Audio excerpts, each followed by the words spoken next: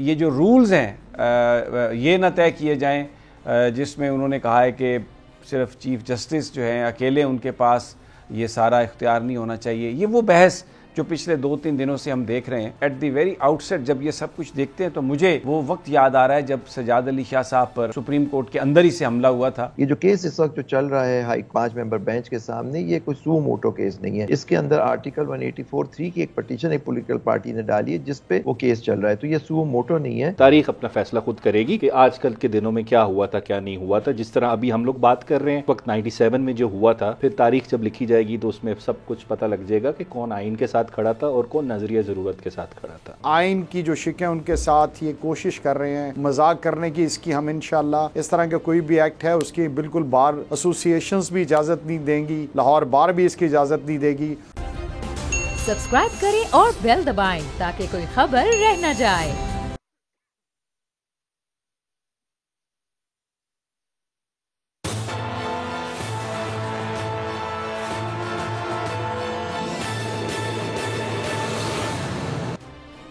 अस्सलाम वालेकुम नाज़रीन, मैं आपका मेज़बान समी इब्राहिम। आप देख रहे हैं प्रोग्राम तज्ज़िया। स्टूडियो में मेरे साथ मेरी को एंकर अलीना इलियास हैं और अबू ज़र सलमान नियाज़ी एडवोकेट हैं। लाहौर से राना इंतज़ार साहब ने हमें ज्वाइन किया है जो डिस्ट्रिक्ट बार एसोसिएशन के प्रेसिडेंट हैं, और हमें जनाब आबिद ज़ुबैरी साहब जो सुप्रीम कोर्ट बार के प्रेसिडेंट हैं उन्होंने भी हमें स्काइप पर ज्वाइन किया है। वैसे तो हम आज डिस्कस करना चाह रहे थे लॉयर्स कन्वेंशन, और वो भी डिस्कस करेंगे, और फिर उसके साथ साथ जो सुप्रीम कोर्ट ऑफ पाकिस्तान में पंजाब असम्बली और KP के असम्बली के इंतखाबात का मामला है उस पर। लेकिन अभी एक नई सिचुएशन अमर्ज कर गई है। एक 3 मेंबर बेंच जिसकी सरबराही जस्टिस काजी फायज़ ईसा कर रहे थे, उन्होंने एक ऑर्डर जारी किया 2-1 ये अक्सरियती फैसला है, जिसमें उन्होंने ये कहा है कि तमाम जो 184(3) सुओ मोटो जुरिस्डिक्शन के तहत जो सारे मुकदमात जिनकी समाअत हो रही है वो रोक दिए जाएं जब तक ये जो रूल्स हैं ये ना तय किए जाएं जिसमें उन्होंने कहा है कि सिर्फ चीफ जस्टिस जो हैं अकेले उनके पास ये सारा इख्तियार नहीं होना चाहिए। ये वो बहस जो पिछले 2-3 दिनों से हम देख रहे हैं। और एट द वेरी आउटसेट जब ये सब कुछ देखते हैं तो मुझे वो वक्त याद आ रहा है जब सजाद अली शाह साहब पर सुप्रीम कोर्ट के अंदर ही से हमला हुआ था, और कोयटा का एक बेंच था और एक पेशावर का बेंच था। सईदुज़्ज़मान सदीकी साहब शायद पेशावर में थे और इरशाद हसन खान साहब कोयटा में थे, और सजाद अली शाह साहब के उनको बतौर चीफ जस्टिस काम करने से रोका गया था। और अभी भी ये जो एक आज फैसला ये जो आया है काजी फायज़ ईसा साहब का, तो इसके बाद बिल्ली नहीं बहुत बड़ा बिल्ला थैले से बाहर आ गया। हर चीज़ जो है पूरी तरह सामने आ गई है कि कहाँ कहाँ डिवीज़न है और लोगों ने किस तरह अपने आप को अलाइन किया हुआ है। और असल मसला ये है कि ये जो इलेक्शंस के हवाले से उमर अताब बंदयाल साहब और 5 मेंबर बेंच जो इस वक्त कार्रवाई कर रहा है उस समाअत को रोका जाए। कभी इसको 4-3 का फैसला बना के, कभी इसको कुछ और अंदाज में, कभी लेजिस्लेशन पार्लियामेंट में चीफ जस्टिस साहब की जी पावर्स को हम ख़त्म कर देंगे। और अब काजी फायज़ साहब का ये फैसला बिल्कुल उसी तर्ज पर आया।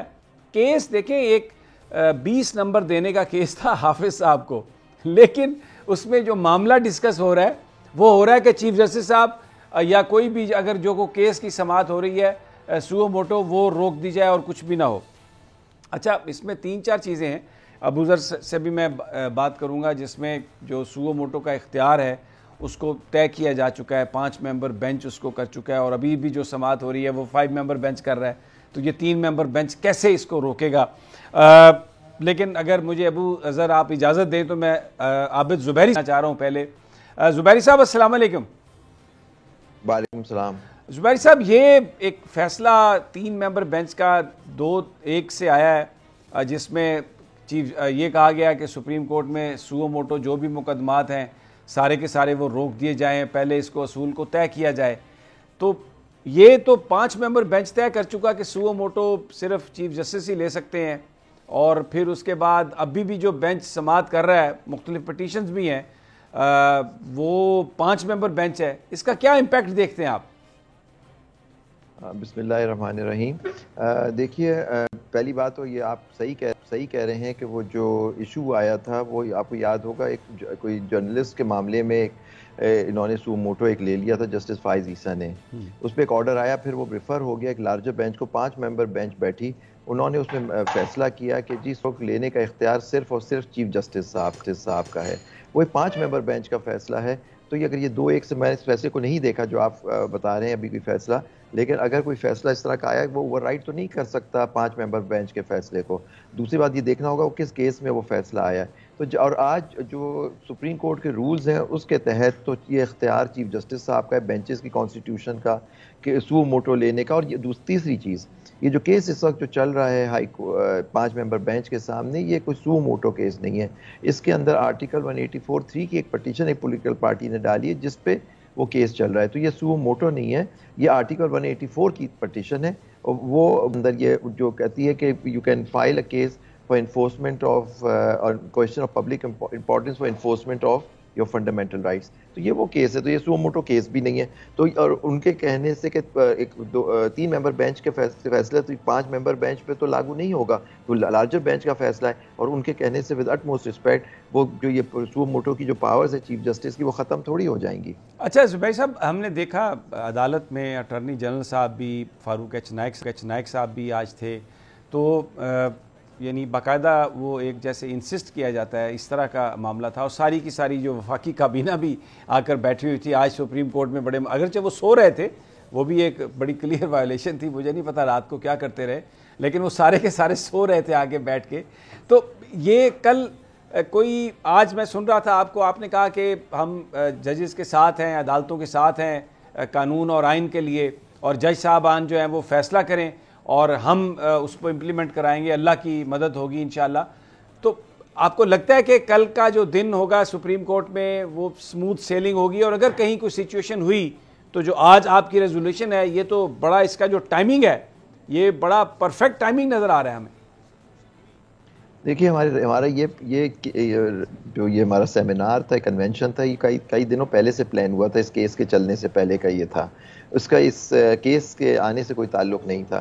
और हमारा कन्वेंशन जो हुआ है आज सुप्रीम कोर्ट बार और लाहौर हाई कोर्ट बार का, वो है rule of law and the supremacy of the constitution. इसके ऊपर हमारा ये था। और हमारा उसमें मौक़िफ़ ये है कि देखिए हमारे लिए रेड लाइन जो है वो सुप्रीम कोर्ट है, और देखिए वो, और सुप्रीम कोर्ट में सारे जजेस होते हैं। और हमारा एक दरख्वास्त ये भी थी चीफ जस्टिस साहब से और जजेस से कि आपस में जो आपके इख्तिलाफात हैं उनको बैठ के तय करें। इस तरह से जो अब हो रहा है, हम जो चीज़ें पिछले चंद दिनों से, हफ्तों से देख रहे हैं, वो चीज़ नहीं होनी चाहिए। हमारा ये भी था कि अगर मामले का हल फुल कोर्ट में तय होता है तो बेशक आप फुल कोर्ट बना के उस चीज़ को चल लें। लेकिन ये जो बिल आज जो पेश हुआ है उसकी हमने मुखालफत इस पर कही है कि हमें देखना पड़ेगा कि ये बिल के तहत ये इस तरह की अमेंडमेंट्स और रूल्स के अंदर हो सकती हैं या उसके लिए आइनी तरमीम की ज़रूरत होगी। तो ये सारी चीज़ें थी। हमारा कन्वेंशन सिर्फ और सिर्फ रूल ऑफ लॉ और कॉन्स्टिट्यूशन की सुप्रीमेसी में था। और दूसरी बात खत्म करने दें, जो हमारी बात थी, हमारी ये नहीं था इम्प्लीमेंट जो कराना होता है ना केस, वो जजमेंट को, वो कोर्ट का काम होता है। हमने कहा हम सुप्रीम कोर्ट के साथ, उसकी independence of judiciary, independence of बार के साथ खड़े। हम किसी पॉलिटिकल पार्टी के आलाकार नहीं बनेंगे, और ना हम आलाकार हैं। हम सिर्फ और सिर्फ हमारा जो मौक़िफ़ है वो ये है, independence of the bar, independence of the judiciary and supremacy of the constitution. जी बिल्कुल, आप आइनी तरमीम की बात भी कर रहे हैं, लेकिन हुकूमत जिस तरीके से इसको एक्ट ऑफ पार्लियामेंट के ज़रिए करने की कोशिश कर रही है, 184(3) के जो मामलात हैं और जो प्रोसीजर्स हैं, तो ये तो बहुत सारे वकीलों का ये ख्याल है कि ये आइन में इसकी तरमीम की ज़रूरत है। लेकिन ऐसा लगता है कि हुकूमत ये समझती है कि आइन में तरमीम की ज़रूरत नहीं है। तो ये तो एक बड़ा संगीन क्राइसिस है, क्योंकि जो हुकूमती लोग हैं वो तो ये बयान दे रहे हैं कि हम तो मानेंगे ही नहीं, 4-3 का फैसला है, ये 3-2 का फैसला नहीं है, और ये बिल्कुल अब वक्त आ गया है। जो कल शहबाज शरीफ साहब की तकरीर, जो हुकूमत की तकरीर, वो तो बड़ा क्लियरली दे आर अटैकिंग जजेस, they are attacking supreme court. और ये जो सारी लेजिस्लेशन है, it is aimed at that purpose. जी बिल्कुल सही है। देखिए हम अटैक जो होता है सुप्रीम कोर्ट पे अटैक ही कर रहे हैं। बिल्कुल आप सब वजह फरमा रहे हैं, अटैक हो रहा है हर तरह से। वो केस को नहीं मानेंगे, कैसे नहीं मानेंगे? आर्टिकल 5, आर्टिकल 190 के तहत उनको मानना है। अब ये जजमेंट के 4-3 माइनॉरिटी जजेस बैठ के कह रहे हैं 4-3 का। आप ये बताइए कि जब वो फिर ये बात क्लियर खोल के आ गया। दूसरी उस जो ऑर्डर 1 मार्च का, तो वो इम्प्लीमेंट भी हो गया है। और तीसरी बात, एक बार ये आपको याद है, चले वो 4-3 का फैसला था, या जो भी था उनका फैसला ये था कि ये पटिशंस ही नॉट मेंटेनेबल नहीं है, यही कहा आप अगर फर्ज करें उन 2 जजों ने, और कह रहे हैं लेकिन ये बताइए कौन सा कानून के तहत, ये कौन से जो 2 जजेस जिससे कह रहे हैं कि वो उनका फैसला हमारा 4 का फैसला हो गया, उन्होंने केस सुना ही नहीं, और सुनने के बगैर उनका फैसला हो गया केस में, ये तो हो ही मुमकिन ही नहीं है। दूसरी बात, जो पनामा केस का जज साहब ने अपने नोट में कहा कि पनामा केस में भी हुआ था, पनामा केस जब चला था पनामा, उसके अंदर 5 जजेस ने पूरा केस सुना, पूरा केस सुनने के बाद उस पर उन्होंने फैसला दिया, फिर वो 3 जजेस बैठे, लेकिन साइन सबने किया। यहाँ भी जब बेंच रिकॉन्स्टिट्यूट हुई तो सारे 9 जजों ने बैठ के साइन किया उस रिकॉन्स्टिट्यूशन का, उसके बाद 5 मेंबर बेंच बन गई, नई बेंच बन गई, और फिर ये 2 जज साहिबान, मौजूद जज साहिबान उस बेंच का हिस्सा थे, वहाँ बैठ के भी वो उस वक्त भी अपने आप को रिक्यूज़ कर सकते थे अगर उनका व्यू था कि नहीं। उन्होंने पूरा केस सुना, उसके बाद अपना डिसेंटिंग ऑर्डर पास किया उन्होंने कि जी केस मेंटेनेबल नहीं था। फिर 2 दिन पहले उन मौजूद जज साहिबान का वो इख्तिलाफी नोट आया जिसको कह रहे हैं कि मेजॉरिटी हो गई। देखिए ये सारी टेक्निकलिटीज़ हैं जिसको आप अगर ये बात उठेगी सुप्रीम कोर्ट में पानी के पानी हो जाएगा, क्योंकि जब ये फैसला अनाउंस हो रहा था, जब चीफ जस्टिस साहब पढ़ रहे थे, उन्होंने पहली लाइन में लिखा था कि फैसला 3-2 से हो रहा है, तो उसी वक्त उन 2 जज साहिबों को कहना चाहिए था नहीं आप ये गलत कह रहे हैं, ये 3-2 से नहीं, हम तो उन 2 जजों के साथ कर रहे हैं, वो जज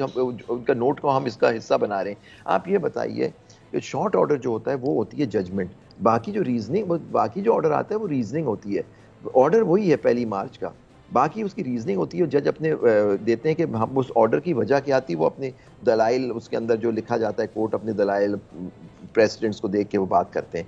तो ये सब चीज़ें जब आएंगी तो क्लियर ये फैसला 3-2 का है और उसमें एक इम्प्लीमेंट भी हो चुका है। अब जो केस चल रहा है वो ये है, उसका वो नौयत ही नहीं है, उसकी नौयत ये है कि जी क्या ये जो इलेक्शन कमीशन ने जो तारीख बदली, क्या वो कर सकते थे, उनके पास ये इस्तेकाक था या नहीं था, ये इशू है कोर्ट के सामने। और एक बात मैं और बताऊं, चले अगर ये 4-3 से फैसला है, 4 का फैसला ये था कि ये पटिशंस ही मेंटेनेबल नहीं है, तो फिर जस्टिस जवाद हसन साहब का लाहौर हाई कोर्ट में जो फैसला है वो तो कहता है इलेक्शन 90 दिन में होने चाहिए, तो वो तो उसके खिलाफ ICA भी खत्म हो गई, इन्होंने वापस ले ली, वो ICA विड्रॉ हो गई, तो वो अब तो वो फैसला तो है ना, फिर भी 4-3 का जज साहब का लाहौर हाई कोर्ट का इलेक्शन आप 90 दिन में कराएं, इलेक्शन कमीशन उसकी तारीख दे, तो अब वो फैसला भी एक अदालत का फैसला है, वो भी तो इन पे लागू होता है, तो कंटेम्प्ट तो ये हर जगह से कर रहे हैं ये लोग। ठीक है, बहुत बहुत शुक्रिया आबिद ज़ुबैरी, आपने हमें टाइम दिया। अबू ज़र, आपने आबिद ज़ुबैरी साहब की बात भी सुनी, हमारे साथ भी हैं लाहौर डिस्ट्रिक्ट बार के सदर भी। ये जो कुछ हो रहा है, ये अभी जो काजी फायज़ साहब का जो अचानक फ़ैसला आ गया है, वो 20 नंबर का मामला है और उसमें ये फ़ैसला आ गया, आपको लगता है कि हर तरफ से सुप्रीम कोर्ट में चीफ जस्टिस साहब को घेरने की कोशिश की जा रही? देखें, सबसे पहले तो इसमें समी साहब ये चीज़ देखने की ज़रूरत है, जो जस्टिस काजी फायज़ साहब का फ़ैसला है, क्या उसकी कोई आइनी या कानूनी अहमियत है भी सही कि नहीं। मैंने पढ़ लिया। हाँ जी, देखें, अगस्त 2021 में 5 मेंबर बेंच सुप्रीम कोर्ट का कहता है कि जो सू मोटो लेने की पावर है वो सिर्फ सोल पावर है of the chief justice of Pakistan.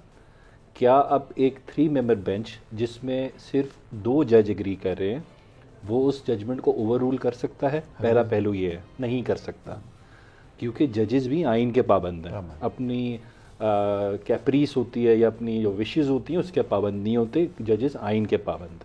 दूसरी बात, क्या एक लार्जर बेंच जो ऑलरेडी 184(3) की प्रोसीडिंग्स जिसमें चल रही हैं, क्या उसको एक दो जजेस का फैसला उसको रोक सकता है? ये दूसरा पहलू है, नहीं रोक सकता।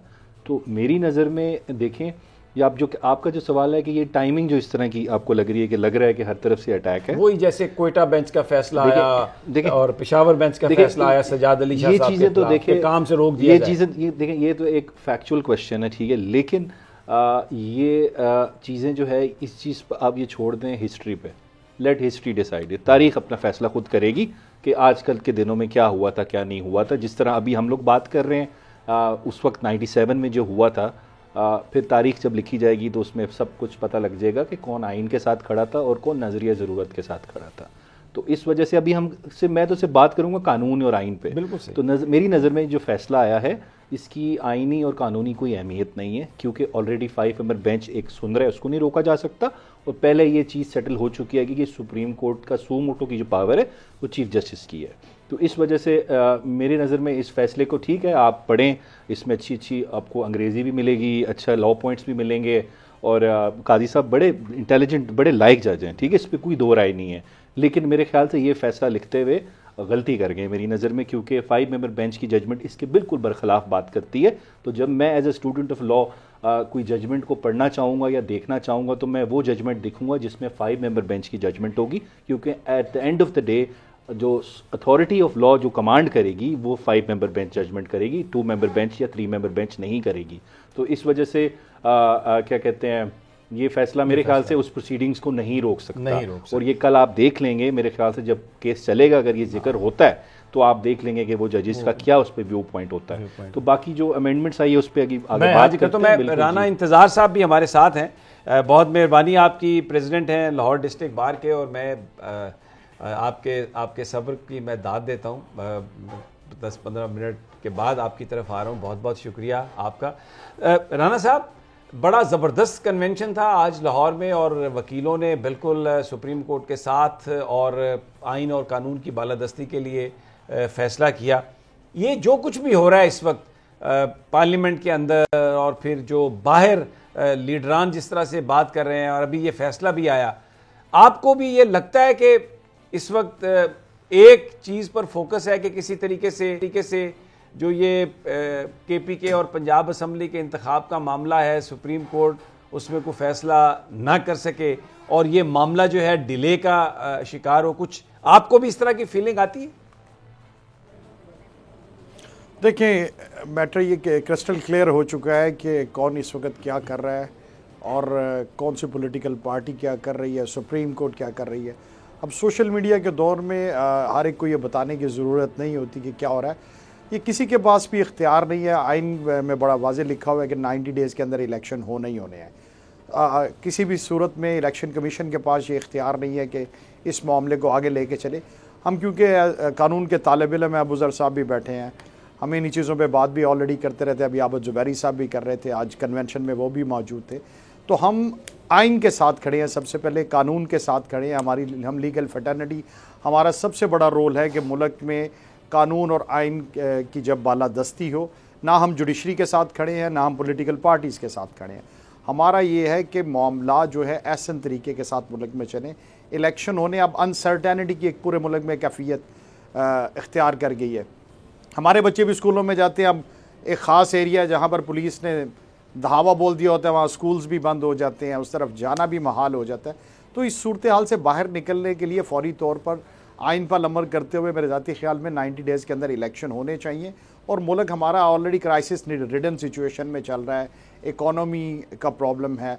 तो अगर हम इस चीज़ को प्रलॉन्ग करेंगे तो इसमें हमें जो दरपेश बाकी मामलात हैं उन पर भी हमें मसाइल का शिकार हो सकते हैं। इसीलिए आज लाहौर में ऑल पाकिस्तान वकला कन्वेंशन का इनेकाद किया गया, और इसमें भी यही अल्टीमेटली कहा गया कि आइन के अंदर जो कुछ लिखा हुआ है उस पर मुकम्मल तौर पर मनोअन उस पर अमल किया जाए, और उसकी अमलदारी के लिए बार एसोसिएशंस, बार काउंसिल्स सब जो हैं वो इकट्ठी होकर खड़ी हैं, सुप्रीम कोर्ट के साथ खड़ी हैं, जजेस के साथ खड़े हैं, सिर्फ आइन की अमलदारी के लिए। हम कतन जुडिशरी के साथ नहीं खड़े, हम आइन के साथ खड़े हुए हैं। बिल्कुल, हमारे साथ ही रहिए, बड़ी डिस्कशन है और बड़ी खुश आइन बात है जो राना इंतज़ार साहब ने की है, आबद ज़ुबैरी साहब ने, कि वो आइन के साथ खड़े हैं, वो कानून के साथ खड़े हैं, वो किसी एक ग्रुप के साथ नहीं खड़े, एक पॉलिटिकल पार्टी के साथ नहीं खड़े।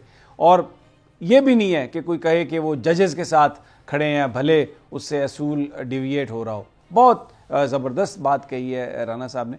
एक छोटा सा वक्त हम लेते हैं और वापस आते हैं। तो जो अब प्रोसीडिंग्स हो रही हैं इस वक्त पंजाब असम्बली और KPK असम्बली में इंतखाबात के हवाले से, और पार्लियामान जो कुछ करना चाह रही है, क्या वो सही है और क्या पाकिस्तान के लॉयर्स इसको एक्सेप्ट करेंगे, पाकिस्तान की आबादी, पाकिस्तानी लोग क्या इसको एक्सेप्ट करेंगे? ये सब एक छोटे से वक्फे के बाद।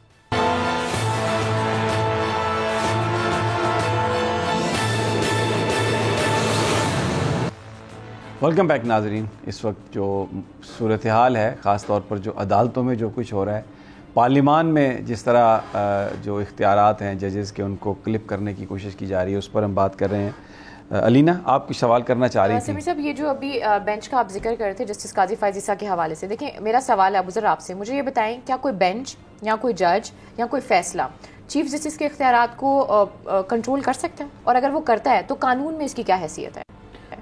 देखें, बिल्कुल एक फ़ैसला जो सुप्रीम कोर्ट का होता है वो आर्टिकल 189 के तहत हर फ़र्द पे और हर इदारे पे पाकिस्तान के वो उस पर बाइंडिंग होता है। लेकिन अगर प्रॉब्लम ये है, अगर ये कोई जजमेंट ना होती इन फील्ड पहले और एक 2 मेंबर बेंच या 3 मेंबर बेंच सुन रहा होता और ये फ़ैसला आता, तो फिर ये जो फ़ैसला है अब इसकी जो फॉर्म है वो बाइंडिंग हो जाती। लेकिन प्रॉब्लम ये है, इसी चीज़ के इशू के ऊपर ऑलरेडी सुप्रीम कोर्ट का 5 मेंबर बेंच इससे ऑपोजिट बात कर चुका है कि सुप्रीम कोर्ट के चीफ जस्टिस की सोल पावर है कि वो सू मोटो ले सकता है। तो इस वजह से सिर्फ इसी पॉइंट के बिना पे इस फैसले की कोई वुकत नहीं रहती। और दूसरा जो प्रॉब्लम है मैं बता चुका हूँ, जो 5 मेंबर बेंच सुन रहा है तो उस पर बाइंडिंग भी नहीं है। तो दिस इज द प्रॉब्लम। वैसे बेशक फैसला बाइंडिंग होता है। अच्छा, इसमें हमें एक चीज़ और भी नजर आती है। देखिए, पार्लियामेंट में भी एक महाज का आगाज किया गया है और दूसरा इस तरह बेंच का फैसला आना। और आपने देखा कि मरियम नवाज साहबा के जो ट्वीट्स आते हैं वो हमारे सामने ही हैं, वो बेंच की लड़ाई और आपस की लड़ाई की भी बात करती हैं। तो आपको नहीं लगता इसको प्रॉपर तरीके से, इस वक्त सोशल मीडिया पे मैं देख रही थी अभी ट्विटर पे, हर तरीके से इसको एक्सप्लॉइट किया जा रहा है इस फैसले को? और इसमें ऐड कर शुरू हो गई है। इसमें एक और चीज़ ऐड कर लें कि पार्लियामेंट में जो कुछ करने की कोशिश की जा रही है, व्हाट विल दे अचीव? देखें, हाँ, अब देखें पार्लियामेंट में बुनियादी तौर पे हुआ क्या है, पहले तो ये देख लें। एक कानून बना है जिसको हम सिंपल मेजॉरिटी की लेजिस्लेशन कहते हैं, ये आइन में तरमीम नहीं है आपकी, कि उसमें एक तो प्रोसीजरल चेंजेस आई हैं, जैसे कि चीफ की बेंच मेकिंग पावर, उसके अलावा कोर्ट केस फिक्सेशन की पावर, वो सारी रेगुलराइज करने की कोशिश की है। और दूसरी सब्सटेंटिव अमेंडमेंट्स की हैं आपने, जैसे कि सू मोटो अगर लेना है तो वो 3 जजेस की मुशावरत से होगा। उसके अलावा 184(3) में कोई फैसला आएगा तो उसके खिलाफ अपील प्रोवाइडेड होगी। इस तरह के वो 30 डेज़ का टाइम पीरियड होगा। प्रॉब्लम क्या है? प्रॉब्लम ये है कि ये आपने इनफैक्ट अपना आइन जो है उसको अमेंड कर दिया है एक सिंपल एक्ट ऑफ पार्लियामेंट से, जो आपका पार्लियामेंट नहीं कर सकता। अगर आप 2/3 मेजॉरिटी से यही कानून पास करते तो वो 184(3) अमेंड हो जाता, अपील का राइट हो जाता, ठीक बात थी। लेकिन प्रॉब्लम क्या आएगी अब जब ये चैलेंज होगी लेजिस्लेशन फॉरेन से, क्योंकि या हाई कोर्ट में हो सकती है 199 में या सुप्रीम कोर्ट में 184(3) में। उसमें सवाल ये आएगा, क्या ये जो कानून बना है सिंपल मेजॉरिटी से, ये क्या आइन की किसी शिक के से मुतसादिम है कि नहीं है? और आपने देखा हमारे माजी में करीब में कंटेम्प्ट ऑफ कोर्ट एक्ट आया था पीपल्स पार्टी की गवर्नमेंट में, फिर local government act 2 supreme court ने पिछले साल स्ट्राइक डाउन किए और साथ contempt of court act strike down किया, सिर्फ एक बात पे कि ये आइन की शिकों के साथ मुतसादिम है। तो अगर जब कल को ये कानून और आइन की 184(3) की शिक सामने रखेंगे, अगर वो लगेगा कि इससे मुतसादिम है तो कोर्ट ने क्या करना है? स्ट्राइक डाउन करना है। तो इस वजह से अगर आपको इतना ज़्यादा दिल कर रहा था कि आप ये रेगुलेट करें पावर्स, तो उसका तरीकाकार आइन में लिखा हुआ है। आइन से कोई ऊपर नहीं है, ना अदालत है और ना आपका पार्लियामेंट है, आइन ही सुप्रीम है इस मुल्क का। तो इस वजह से आपने तरीकाकार गलत अपनाया। देखिए प्रॉब्लम क्या है? मोड, मैनर, मेथड, ये 3 प्रॉब्लम्स हैं। टाइमिंग का इशू है। खैर टाइमिंग वाली इशू को कानून रिकग्नाइज नहीं करता, लेकिन वो एक फैक्चुअल बात है जो टाइमिंग किस तरह के आ रहा है कि अब बदनीति नज़र आ रही है नहीं आ रही है आपको। कानून बदनीति नहीं देखता, क्योंकि कानून देखता है आइन। तो आइन में ये वायलेशंस आपको क्लियर नज़र आ रही है। जहाँ तक प्रोसीजरल चेंजेस किए हैं आपने, जैसे केस फिक्सेशन पावर, ये इस चीज़ पे, इस पर सुप्रीम कोर्ट इसको भी देख सकता है। क्या ये इंडिपेंडेंस ऑफ जुडिशरी जो मिलिट्री कोर्ट की जजमेंट में सुप्रीम कोर्ट कह चुकी है, वो सैलिएंट फीचर है, बेसिक स्ट्रक्चर है आपके आइन का, उसको नहीं छेड़ सकता पार्लियामेंट। अगर उसको छेड़ा गया है कि पार्लियामेंट ने फंक्शंस जुडिशरी के यूजर्व कर लिए हैं, तो उस पर उन चेंजेस को भी सुप्रीम कोर्ट देख सकती है। अब मैं एग्जांपल देता हूँ। पार्लियामेंट के रूल्स हैं 2007 के कि कैसे रूल्स चलना है, पार्लियामेंट की फंक्शनिंग कैसी होगी, जिस तरह सुप्रीम कोर्ट के रूल्स हैं। क्या अगर सुप्रीम कोर्ट कल को कहे कि पार्लियामेंट के रूल्स हम चेंज कर रहे हैं, अमेंड कर रहे हैं, तो क्या लगेगा नहीं आपको सुप्रीम कोर्ट मुदाखलत कर रहा है? तो इधर से भी यही लगता है कि पार्लियामेंट सुप्रीम कोर्ट की वर्किंग में मुदाखलत कर रहा है।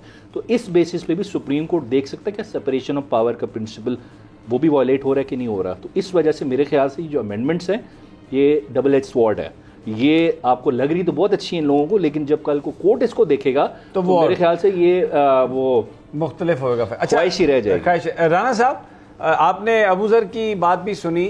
सवाल मेरा आपसे ये है कि एक तकरीर होती है पार्लियामेंटेरियन की और एक फ़ैसला आ जाता है, और उसमें वही चीज़ लेकिन राना सनाउल्लाह साहब को मैं सुन रहा था, वो कह रहे थे पार्लियामेंट से गाइडलाइन लेनी है। मंसूर अली शाह साहब का नोट आ गया पार्लियामेंट जो है वो गाइडलाइन दे सकती है। और कल हमें पता था कि एक और कोई चीज़ आने वाली है, कल हमने अपने जो ट्रांसमिशन से उसमें जिक्र भी किया। आज एक फ़ैसला आ गया और ये कोइंसाइड ही होगा, डेफिनेटली सब कुछ जो है कानून और आइन के मुताबिक ही हो रहा है। मेरा सवाल आपसे ये है कि आप लोग तो जो इलेक्टेड ऑफिस बेरर्स हैं मुख्तलिफ बार्स के, एक बड़ी प्रॉब्लम में है, इसलिए कि पाकिस्तान बार काउंसिल मुझे थोड़ा सा, जो लाहौर हाई कोर्ट बार है, सुप्रीम कोर्ट बार है, इनसे थोड़ा मुख्तलिफ उसका स्टांस है। वो तो तारीफ़ किए जा रहे हैं हर चीज़ की और कह रहे हैं जी कमाल कर दिया पार्लियामेंट में आपने, तो आप कह रहे हैं कि हम सुप्रीम कोर्ट के साथ खड़े होंगे। ज़रा ये बताइए फिर इसका एंड क्या होगा, कैसे आप आगे चलाएंगे इसको? देखिए, सबसे पहले आपको किसी भी चीज़ की इंटेंशन को देखना होता है कि इसकी इंटेंशन क्या है। तो इंटेंशन इज़ वेरी क्लियर कि इस वक्त ये कोशिश कर रहे हैं कि सुप्रीम कोर्ट के इख्तियारात को किसी भी तरह से ये करटेल कर सकें। उस वक्त यही सुप्रीम कोर्ट की सो पोर्टो पावर्स थी जिस वक्त रात को 12 बजे अदालत खोल कर इनके हक़ में फ़ैसले किए गए। उस वक्त तो सुप्रीम कोर्ट इनके लिए ठीक थी, उस वक्त चीफ जस्टिस साहब भी इनके लिए ठीक थे। अब जब वही इख्तियारात इस्तेमाल करते हुए, हालांकि ये भी जो अभी मैटर जो पेंडिंग है बिफोर लिस्ट है इन सुप्रीम कोर्ट, वो 184 की पिटिशन है उसके तहत है। तो इस तरह के बिल्कुल अबू ज़र भाई बिल्कुल ठीक कह रहे थे कि इस तरह की जो प्रोसीजर्स के ज़रिए आइन की जो शिकें उनके साथ ये कोशिश कर रहे हैं मजाक करने की, इसकी हम इंशाल्लाह इस तरह का कोई भी एक्ट है उसकी बिल्कुल बार एसोसिएशंस भी इजाज़त नहीं देंगी, लाहौर बार भी इसकी इजाज़त नहीं देगी और इंशाल्लाह ये सुप्रीम कोर्ट या हाई कोर्ट में ये चीज़ें बिल्कुल चैलेंज होकर स्ट्राइक डाउन भी होंगी। सबसे ज़रूरी बात तो ये है ना, हर बंदा यही जानना चाहता है। चीज़ें तो चल रही हैं, आज भी देखें कैंपेन्स तो हो रही हैं जजेस के खिलाफ। देखिए, मैं आपको बड़ा क्लियर कर दूं, हम किसी भी पॉलिटिकल पार्टी की हमारी एक बार काउंसिल की तरह कतन बी टीम नहीं है।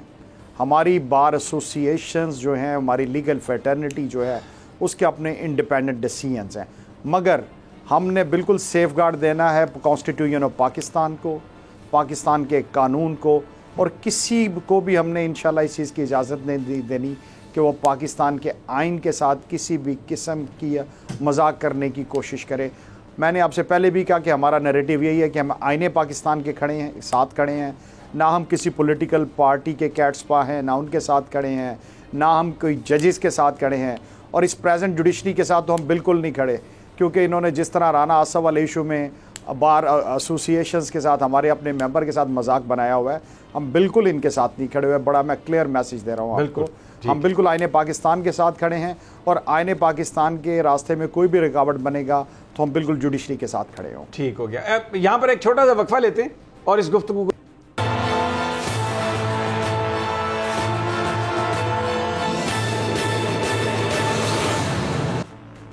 वेलकम बैक नाजरीन। जो सियासत है उस पर बात हो रही है। अभी ज़मान पार्क चलते हैं 2 मिनट के लिए। मुइन ज़ुबैर वहाँ पर खड़े हैं, पूछते हैं कि खान साहब की जो रिहाइश गाह है वहाँ पर क्या हो रहा है। मुइन, अस्सलाम वालेकुम। जी वालेकुम सलाम। मुइन, क्या सिचुएशन है यहाँ पर, कितने लोग हैं, जज्बात क्या हैं, और तहरीक इंसाफ कायम दायम है और खान साहब के साथ वर्कर्स बात कर रहे हैं? जी बिल्कुल, तहरीक इंसाफ उसी तरह कायम दायम है, और जो पीटीआई के वर्कर्स हैं वो अफ्तार जैसे ही होता है उसके बाद रैलीज़ की सूरत में अपने दोस्तों के साथ हों या फैमिलीज़ आए हों, वो यहाँ पर ज़मान पार्क आ जाते हैं। अभी भी मुख्तलिफ इलाकों से, पंजाब के मुख्तलिफ अजला से लोग आ रहे हैं। जो आप इर्द गिर्द हमारे साथ इस वक्त लोग देखते हैं, ये ज़िला शेखुपुरा से आए हैं, इसके अलावा गुजरांवाला से भी लोग आ रहे हैं, और मुख्तलिफ अजला से इस वक्त ज़मान पार्क आने का सिलसिला। ये बताओ, अफ्तारी कैसी थी यहाँ पे? वर्कर्स की तवाज़ो की जा रही है। अफ्तारी कैसी थी? जी वही बताने जा रहा था कि पाकिस्तान तहरीक इंसाफ जो ज़मान पार्क में जो वर्कर्स उनके मौजूद होते हैं, मुख्तलिफ रहनुमाओं ने यहाँ पर कैंप्स लगा रखे हैं, उनके लिए ज़बरदस्त किस्म की इफ्तारी का अहतमाम किया जाता है। मटन, किसी दिन मटन दिया जाता है, फ्रूट चाट, और इसी तरह चिकन कोरमा, बिरयानी, इस तरह की दीगर डिशेज जो हैं मतलब नून लीग को तो बीट कर दिया फिर यहाँ वर्कर्स को मिलती हैं। नहीं, ये तो बिरयानी से अगला दर्जा है यार। बिल्कुल बिल्कुल। इस वक्त भी समी साहब रात के खाने का अहतमाम पीटीआई के लिए किया जा रहा है, और हमने देखा है कि परवेज़ इलाही साहब का जो कैंप है, परवेज़ इलाही साहब ने ख़ास तौर पर एक यहाँ पर कैंप बना रखा है जहाँ पर काफ़ी देर से वर्कर्स के लिए खाना सर्व किया जा रहा है। अभी भी वर्कर्स उस कैंप पे जाके खाना खा रहे हैं, और ये सिलसिला जो है वो यकीनन सहरी तक जारी रहता है। और मीटिंग्स जारी हैं, इमरान खान के लीडरान आ रहे हैं। जी बिल्कुल, अब से कुछ ही देर पहले उस्मान डार साहब आए और ये जो सिलसिला है वो इस तरह अफ्तार के बाद खास तौर पर तेज़ हो जाता है। अब PTI के वर्कर्स हों या PTI के रहनुमा हो, वो मुख्तलिफ इलाकों से आते हैं, अपने लीडर से मिलते हैं और मुलाकात का जो सिलसिला है वो इस वक्त भी जारी है। अब से कुछ ही देर ठीक है मुइन, मेरे पास टाइम कम है, मैं फिर इंशाल्लाह लेंगे अपडेट। अबू ज़र, वो जो मुकदमा है इलेक्शंस, कल मुझे लगता है कि उसका फैसला आ जाएगा 5 मेंबर बेंच का। इलेक्शन कमीशन कंप्लीट कर चुका और अटॉर्नी जनरल साहब बोलेंगे और शायद पॉलिटिकल पार्टीज के कुछ लोग बस उसके बाद फैसला।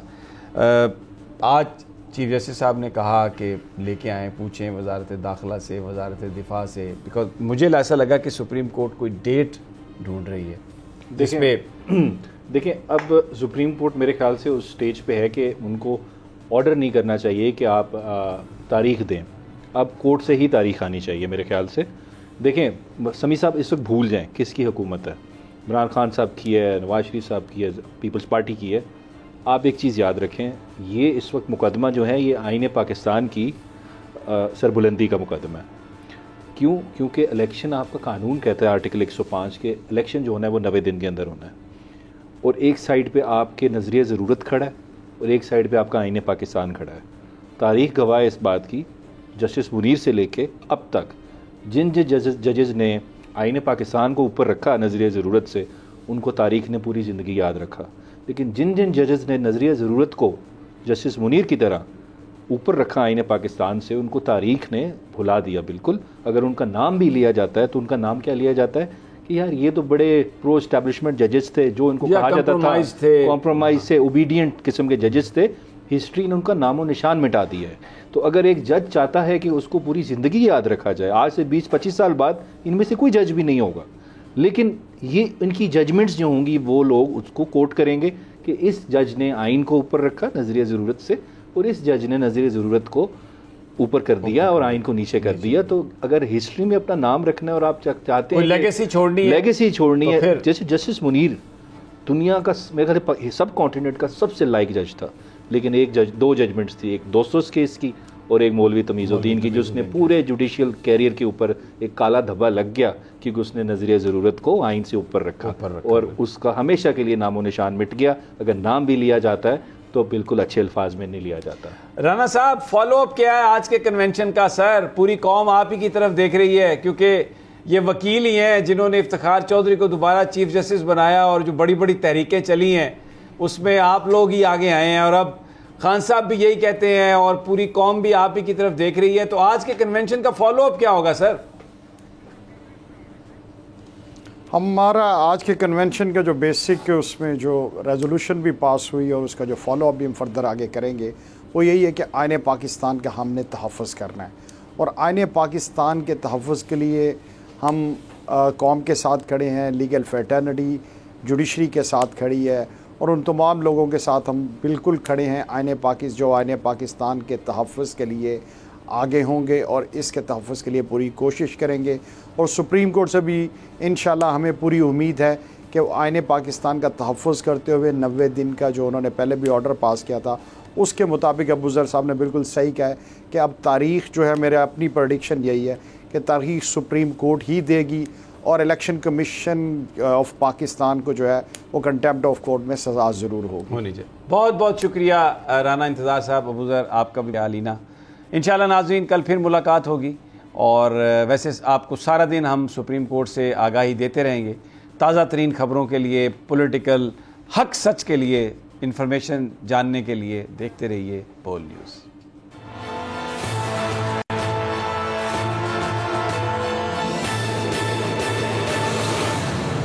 नजर आ रहा है सामने लिखा हुआ है जुल्म मिटने के लिए 2 चीजों से मिटेगा भाई। एक, अदल की कुर्सी पे जो लोग बैठते हैं ना वो अदल के हिसाब से फैसले करने लगे। दूसरा, कौम निकल खड़ी हो जुल्म के खिलाफ, तो जुल्म खत्म हो जाएगा। या इन दोनों में से कोई एक चीज हो जाए या दोनों हो जाए।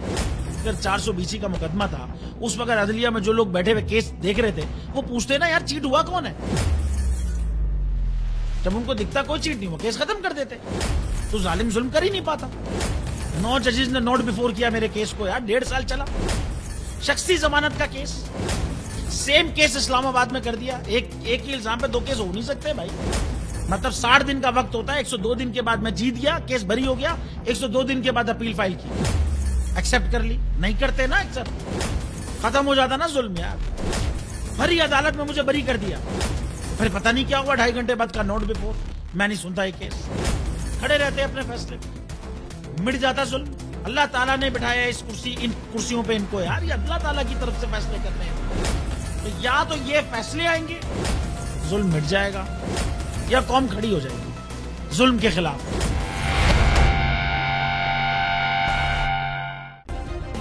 सब्सक्राइब करें और बेल दबाएं ताकि कोई खबर रह न जाए।